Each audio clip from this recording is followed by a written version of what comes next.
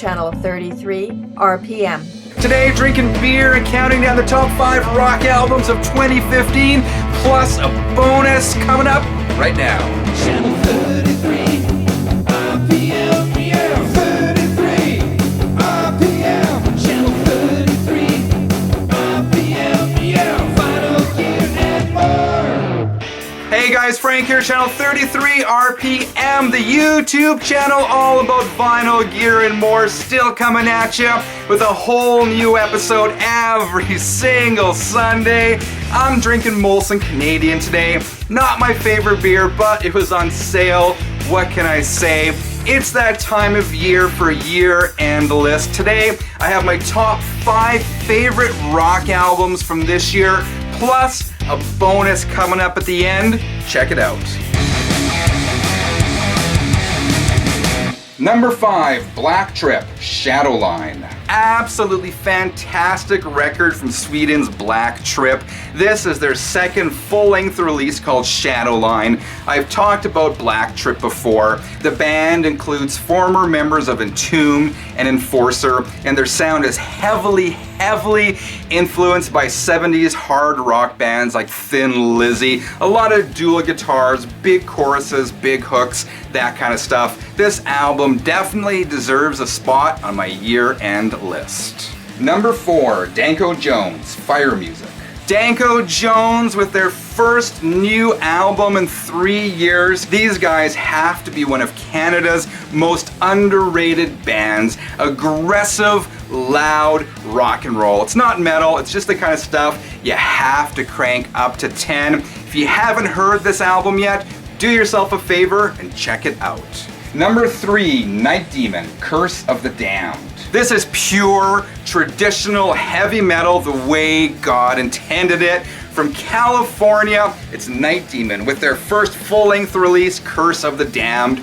These guys put out an EP in 2013, which was good. It was really good. But in this album, they really find their footing. If you're into bands like Angel Witch and Iron Maiden, you will dig this record. Number 2, Winery Dogs, Hot Streak.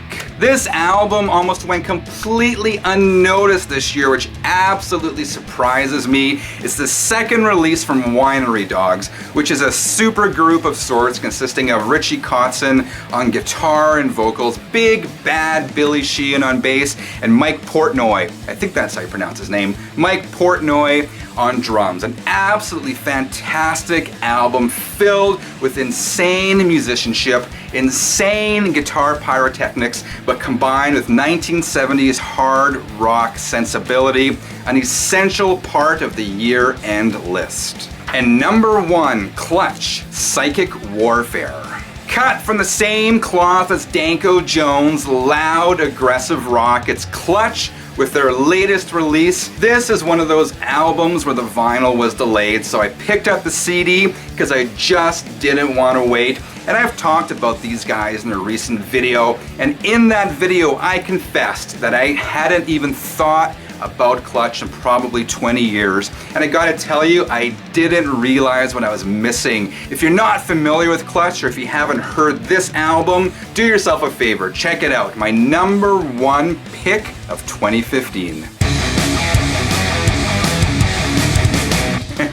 This is my bonus. All of those releases I talked about were new releases, but I do have one to add to that list. It's a deluxe reissue from one of my favorite Judas Priest albums of all time, Defenders of the Faith. Defenders is good, but the reason I'm including this on here is for there's 3 CDs in here. The first CD is Defenders Remastered, and CDs 2 and 3 are a live Judas Priest concert from Long Beach Arena in 1984 on the Defenders tour. Rob Halford at the peak of his vocal powers. It was originally recorded for a radio broadcast, and I had a bootleg of it for many years, but I can't tell you how happy I was to finally get an official release of that concert. Sounds great.